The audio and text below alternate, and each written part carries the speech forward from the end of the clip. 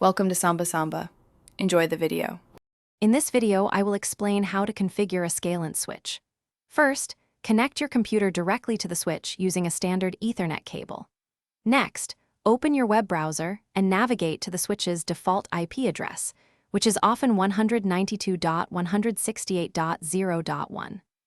Once logged in, immediately change the default administrator password to a strong, unique one to secure your device from unauthorized access. This initial step is crucial for establishing a secure and functional connection. Now, let's dive into basic network settings.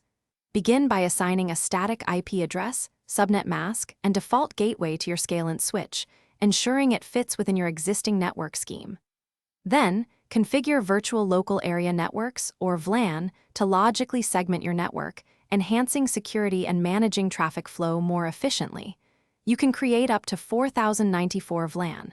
Finally, consider setting up port mirroring on specific ports for effective network monitoring and troubleshooting purposes.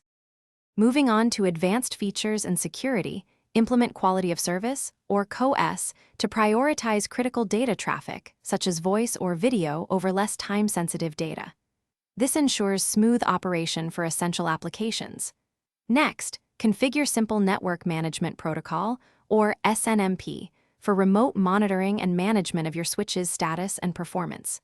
Finally, enhance security by enabling features like MAC-based authentication and port security, restricting network access to authorized devices only, preventing unauthorized connections.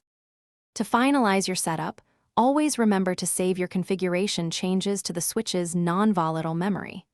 This ensures your settings persist even after a power cycle. After saving, perform thorough connectivity tests to verify that all connected devices can communicate as expected across your newly configured network.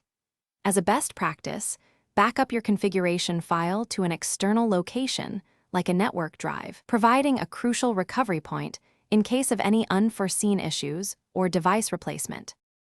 Thanks for watching. Consider subscribing if we helped you.